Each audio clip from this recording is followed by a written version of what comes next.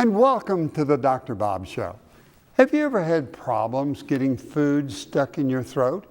If you try and swallow a pill that's too large or too many pills and they don't go down, they get stuck in the top of the throat. Or if we swallow certain kinds of food, it seems to get stuck. Or the swallowing apparatus doesn't seem to be working as efficiently as it should be. Or maybe food gets stuck further on down and we have difficulty regurgitating that food back up. That problem is called dysphagia. It's a very common problem, and when you talk with people about food getting stuck, it happens more often than they really thought it did. My guest is Dr. Raj Narayani. Dr. Narayani is a board-certified gastroenterologist, stomach specialist, and he has to figure out why people are having trouble swallowing properly. It's a lot of information on this show and you'll be interested. I'm Dr. Robert Overholt. I'll be your host for the next 30 minutes on the Dr. Bob Show. And as we walk through difficulty swallowing, I think it will become more and more obvious to everybody when it's a serious problem and when it needs to be evaluated. A lot of information for you.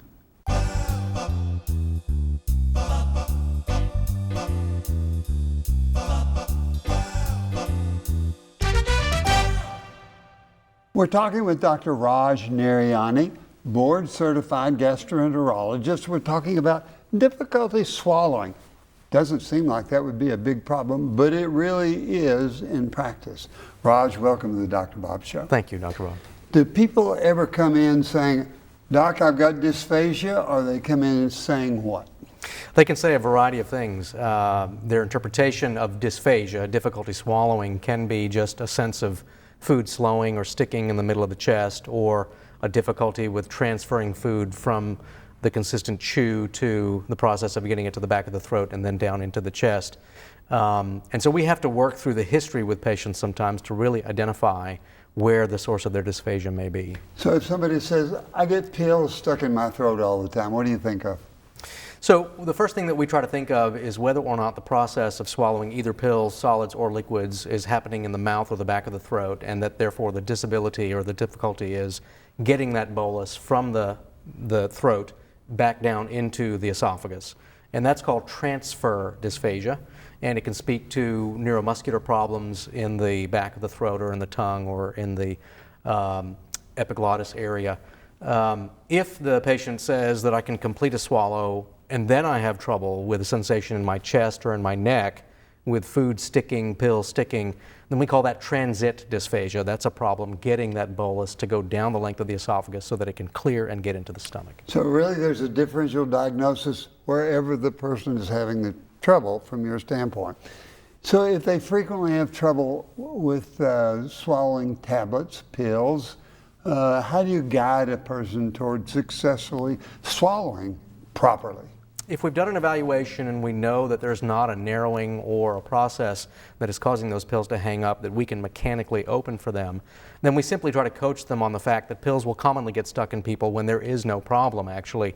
There are some anatomic areas that are located within and outside the esophagus that will just cause pills sometimes to naturally hang because they're shaped funny or they're long or they're large. And some of the ways to help them to get beyond that problem is to encourage them to help open the esophagus by using something carbonated to distend it and therefore allow the pills to fall straight through. In other words, straighten the esophagus as much as you possibly can before the pill goes down. The other thing that they can sometimes do, and that is commonly done, is to mix the pill with some sort of viscous substance like yogurt or pudding so that essentially that substance will pull that pill down as the esophagus squeezes down. Is there anything mental with, I know this is going to get stuck in my throat, I've tried this pill before and it's just too big.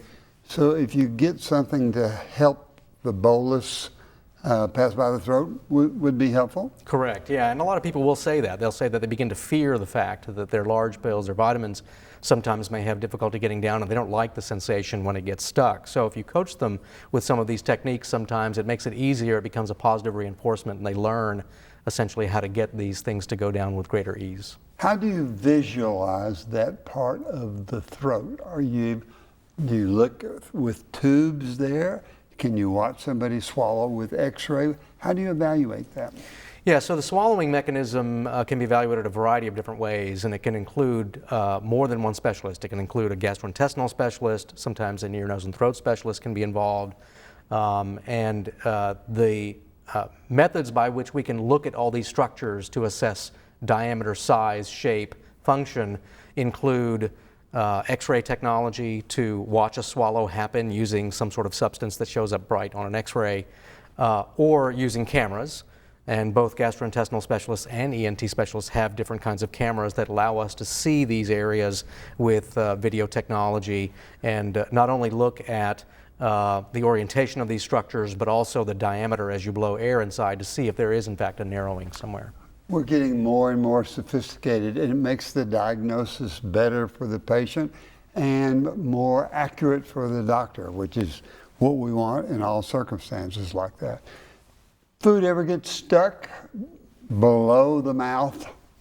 So if a bolus can be cleared by the mouth and then enter the esophagus, food can certainly get stuck in a few anatomically consistent areas. For example, where that big aortic blood vessel that we all have coming out of our hearts pushes up against the esophagus. But gastrointestinal specialists, when they evaluate dysphagia, are really looking for fixed narrowings, narrowings that are related to disease states that may cause food to consistently hang every time a patient swallows or frequently when they swallow. Because we can act on those narrowings, open them sometimes for patients, treat them medically sometimes to reduce the inflammation that's associated with them, and then give patients relief. So if somebody's having a problem in the esophagus, can you locate what part of the esophagus by listening to the patient, or you just know it's somewhere in the esophagus?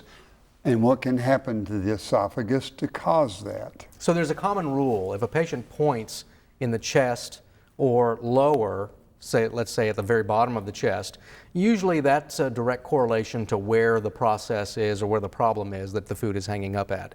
If they point to the neck, the base of the neck, then it's sort of all bets are off. Sometimes it can mean that the bolus is stuck at the bottom, but you're feeling it referred up into the neck area. Sometimes it can be right at the neck area. When you examine a patient, when you do what we call EGD, esophagoduodenoscopy, I love the word because it's so long, but when we look down the esophagus, is it easy then to find out the area of abnormality? Yes, so video technology, of course, is the hallmark of what we do in order to make these diagnoses. And by having the patient asleep, relaxed on the table, and the ability to advance that scope down directly into the esophagus and then inflate the esophagus to open it completely so that we can actually see the cylindrical shape of the esophagus, we can then very slowly advance the scope and look at the lining of the esophagus, the shape, the way it opens, and look for asymmetry, look for growths, look for inflammation, and certainly any scar tissue that might be causing these narrowings. When you're looking at the esophagus, can you tell if there's the word we call stricture, and what would cause a stricture there?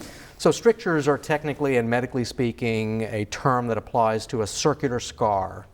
And strictures can occur for a variety of reasons. In fact, anything that can cause an inflammatory reaction in the esophagus, like acid reflux, pill injury, radiation treatment. Can you get enough acid reflux where the acid causes stricture in the esophagus? Over the course of time, over many years, with repeated acid insult, especially if a patient isn't medicating the problem with over-the-counter medications or prescription medications, you can actually get enough acid damage to cause, initially at least, an erosive or ulcerated change, and then eventually, over the course of time, the buildup of scar tissue. And because the esophagus is a round or cylindrical organ, scar tissue will basically cause the diameter to contract closed from all sides, and that's what we call technically a stricture. And when you see that constriction, then that narrows the diameter and prevents food passage. So you're looking down, you see that it's narrow.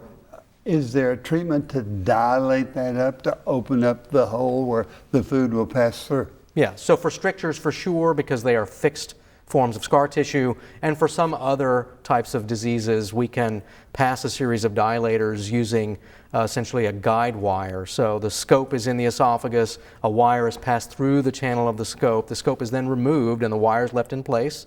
The wire is stiff enough to permit a dilator, a tube-shaped dilator, to slide down and essentially push open any narrow areas that are traversed by that wire. It must be neat learning how to do that, to open up the esophagus so people can swallow better. And I'm sure when they come back and say, hey, I haven't had any problem, it's a nice feeling for the doctor. Are there other problems that occur in the esophagus or outside the esophagus to push in?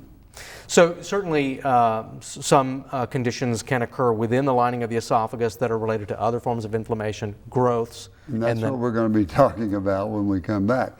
What other problems can happen outside of the esophagus or inside that can cause problems other than just strictures? We're talking with Dr. Raj Narayani, and we're talking about the word dysphagia. That's where there's difficulty swallowing. It can be from the throat, it can be further on down, it can be in the esophagus, there can be strictures that are there, and there's treatment that we can do to open up the stricture tube. Let's go back to the esophagus. There's always a chance and there's always a fear if somebody is having repetitive problems in the esophagus, they get cancer. Tell me about cancer of the esophagus. Esophageal cancer is one of the more rapidly rising incident cancers that we know about in health today. And there are multiple forms of esophageal cancer, but the one that we're seeing the most these days is adenocarcinoma, which has been associated with gastroesophageal reflux disease. And interestingly, if you have enough gastroesophageal reflux disease that damages the lining of the esophagus, whether you get a stricture or not, you can still develop some changes in the esophagus that might put you at risk for esophageal cancer. And if you get a cancer in the esophagus, because cancers can grow into the space and the lumen of the esophagus, you can start developing trouble swallowing. So we pay very close attention to patients when they come in with trouble swallowing to determine if they have any other alarm features like weight loss or significant regurgitation. Those can sometimes be clues that there may be a growth or a cancer in the esophagus. When you're looking down at the esophagus and you see a narrowing, what does a stricture look like versus what does a cancer look like? And is there a more common area for strictures and cancers of the esophagus? Strictures and cancers, for the most part, will develop in the lower 1/3 of the esophagus, very close to the junction between the esophagus and the stomach, because that's where acid concentration is usually the highest in reflux patients. Strictures will look very different than cancer. Strictures are usually smooth, circular, almost white-colored narrowings. And cancers, on the other hand, are often asymmetric. They may be growing on one wall versus the other. They will look angry, they'll look irritated, they'll bleed easily.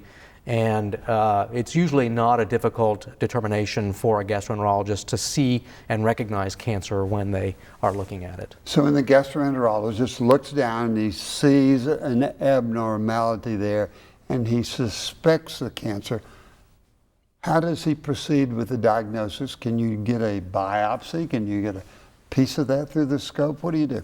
Yeah, so the scopes that we use have a working channel, which is a hollow, narrow area within the bore of the scope that we can pass instruments through. And we will use what's called a biopsy forceps, which is just a little pinching device that will go out the end of the scope and then approach the tumor, and we can angle the scope because we can steer it in order to select certain areas to get biopsy samples from, and we'll just simply collect pieces of tissue by doing that. And usually, if you're worried about somebody with cancer, we'll try to collect enough biopsy samples to make sure that we're not going to have an error from the sampling that we take. And those biopsy samples are then pulled out of the scope, put into a little biopsy jar, and then those are submitted to pathology for analysis. So the pathologist then can look at the cellular type and can tell you if it's cancer or not. When you're getting the biopsy and you've looked down at the bottom of the esophagus and it looks like it's different on one side than the other, and it looks angry, in the differential diagnosis, where would it not be cancer? Where, if you saw that, what are some of the other possibilities? So certainly reflux in its most severe state can cause an angry look in the esophagus, an irritated look. Sometimes you can see ulceration or erosion, and you can see nodularity. All three things you can see even with cancers. But we will always biopsy sample anything that looks suspicious to us. So acid reflux at its worst case scenario without cancer can certainly mimic cancer and look like that. And that's why it's always very important for us to get those biopsy samples so that we can make sure we're treating the right disease. When you're looking at the lower part of this and you're suspecting cancer and you're hoping that it's not, because that would always be the best thing that was there, is the patient usually symptomatic or not symptomatic because of reflux of acid changing things in that area? So it can be variable from patient to patient. There are some patients that will tell you the story that they've had acid reflux for years and then magically one day it just sort of disappeared and they didn't need to take their medicine anymore. That's not always a good sign. Sometimes that can indicate that there's not a whole lot of nervous sensation in the bottom of the esophagus. And so we don't like to rely on the disappearance of symptoms as an indicator that the disease is gone or that there's not something serious going on. On the other hand, there are certainly patients, if cancer is present, that because the cancer is growing, getting tighter and tighter, that they begin to develop more problems with swallowing, and then weight loss as well. And so we try to be as open-minded as specialists as we can about listening to that story, yes, so that we can make a determination for whether a scope is needed fairly promptly or whether we can treat the patient with medicine instead. Bleeding, is that ever a problem when you're looking down at a cancer that's irregular and inflamed and mean looking? Does it bleed easily when you get the biopsy? Tumors can bleed on their own without a biopsy, just simply with friction from the scope, or they can bleed with biopsy samples. But it's rarely ever a situation where you bleed excessively from the kind of work that we do with these tumors. And we have had instances where, because a tumor is so tight and a patient's having some significant trouble swallowing, where we will go ahead and dilate the tumor and just basically push it a little bit out of the way to just open it, give the patient some space so that they can swallow better while we're waiting to get them on a cancer treatment plan. And even that will produce a little bit of bleeding, but usually not excessive bleeding. So that would be an important part of treatment, being able to get better nourishment through the hole that was closed down because of the cancer that's correct. there. How do we treat cancer of the esophagus? So cancer of the esophagus can be treated a variety of different ways, and it usually involves multiple different modalities. There's chemotherapy, which is available for patients. Radiation therapy is often used for cancer of the esophagus as well. And if the patient's lucky enough to have a very early stage tumor, a tumor that does not actually invade the deeper wall of the esophagus or the structures outside, then sometimes patients can simply go to surgery and get their disease cured with resection removal. That must be very, very nice when you find that one case that it's easier to resect and just get rid of the problem. If you can resect a cancer of the esophagus, do you still have to come back with some treatment like radiation or chemotherapy to be sure you got everything? Once again, it depends. If the tumor is, let's say, moderate or a more advanced stage tumor, and that there's involvement of the lymph nodes or some of the structures outside, or perhaps the muscular wall of the esophagus, then in many cases an oncologist will get involved and will recommend concurrent chemotherapy and radiation therapy even after surgery and sometimes even before surgery to try to help improve the survival rates for esophageal cancer after surgery is done. You had mentioned earlier that sometimes you need an ear, nose, and throat doctor to look at the upper part of the throat that's there. You may need to see a neurologist because of the muscles that are there and the muscle diseases that occur. Any other specialists that you frequently use to establish the diagnosis of dysphagia? So ear, nose, and throat and neurology certainly may get involved if you think there's a neuromuscular process from the neck up, basically in the back of the throat or the pharynx. We will often utilize speech pathologists to help us as well. If you discover there's a neuromuscular problem and a patient needs to be coached on how to swallow fluids or pills better, then a speech pathologist can work with that patient and give them some feedback on how to do that. Yeah, and I was just thinking in my mind as you were talking about a speech pathologist about the problems that people have with dryness in their throat. Here, eat these 3 crackers and whistle or do something like that because it just gets too dry there. Yep.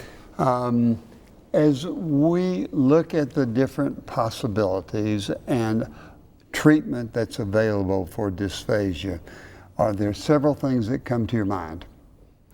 So as we look at treatment options, again, it always depends on the underlying cause. And that's what we're going to be coming back to.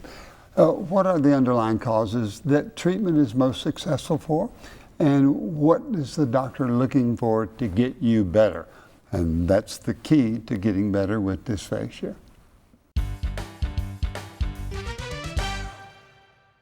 We're talking with Dr. Raj Narayani, and we've been talking about dysphagia, problems with swallowing that can start in the upper part, the throat, the mouth, can then be in the esophagus, and then at the bottom of the esophagus we can also have problems, all which can cause scarring, all which can cause blockage of food, all which can cause symptoms that can be corrected. I think the message that I get out of most of this information is if you have repetitive problems, be sure that you're seeing a gastroenterologist who can make the evaluation, and it may be a very simple finding for you, the patient.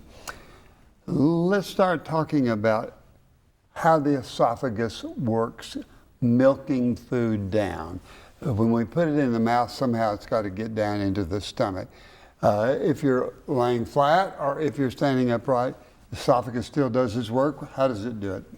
Well, we take it for granted, actually. The esophagus is a muscular organ from top to bottom, and those muscles work in a very coordinated fashion to help take a bolus that we swallow and in a very rhythmic fashion move that bolus down from the top to the bottom so that it can get into the stomach without any delay.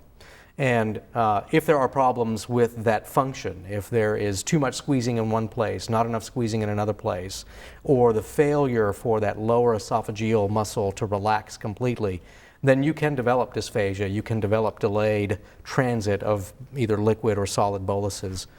In order to find that out, you have to do a scope. You can see maybe some areas that are more contracted that normally wouldn't be there.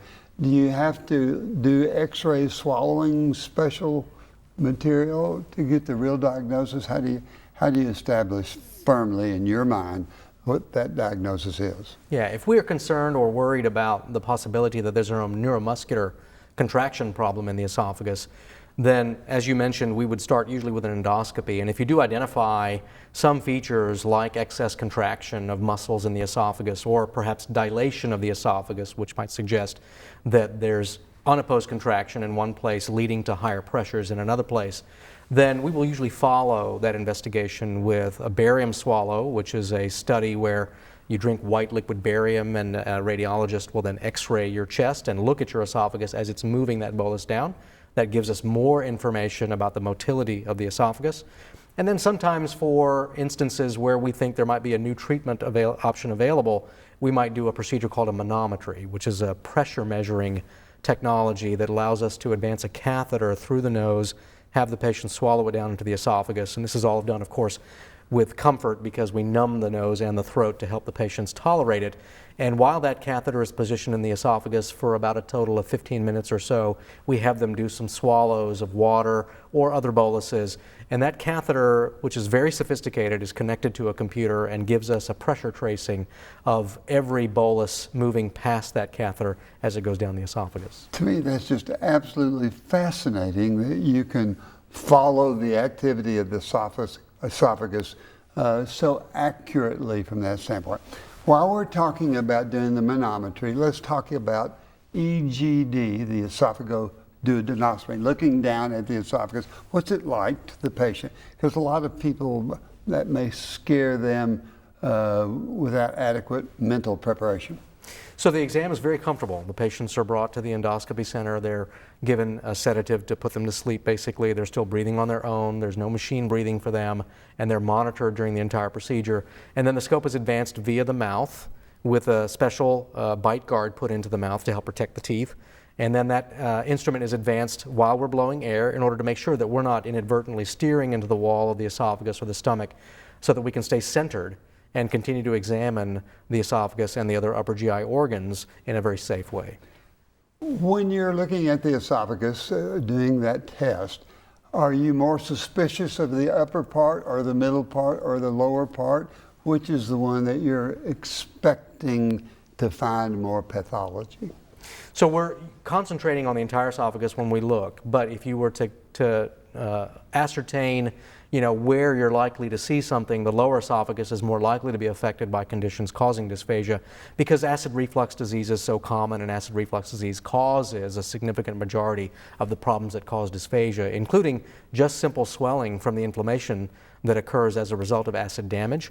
That alone can cause dysphagia. If a stricture forms, we talked about that earlier, then you can get dysphagia from that, and at the extreme, of course, esophageal cancer. To me, it's fascinating that all of this can occur just in the swallowing tube. Is there one advice that you would have people, for instance, be careful of obesity, don't gain weight, don't eat too much wrong kind of foods? Are there wrong kind of foods? Are there acid foods that the GI tract doesn't like, or does it adapt to people's wrong eating habits? So there are several factors that we will teach patients about that have a propensity to produce reflux as a problem, and being overweight is one of the big ones. Certainly consumption of certain foods, foods that are greasy or fatty, foods that are spicy, foods that are rich in acid like citrus or tomato products. Those are the kinds of foods we try to tell people to avoid if they have a tendency to have acid reflux symptoms. The other thing that we'll remind them about is if they smoke, they need to try to quit because nicotine will affect your tendency to have reflux. And lastly, alcohol for some people is a problem as well. Raj Narayani, you're so full of information. I just found this show to be very, very fascinating. I think the end result from me listening is if you've got problems, be sure that you get them looked at because there's an answer to almost all of them. Thank you for coming to the Dr. Bob Show. You're a great, great teacher, and I can't tell you how much I appreciate you coming. Thank you again, Dr. Bob. Appreciate it. Great show. Tape it, rewatch it.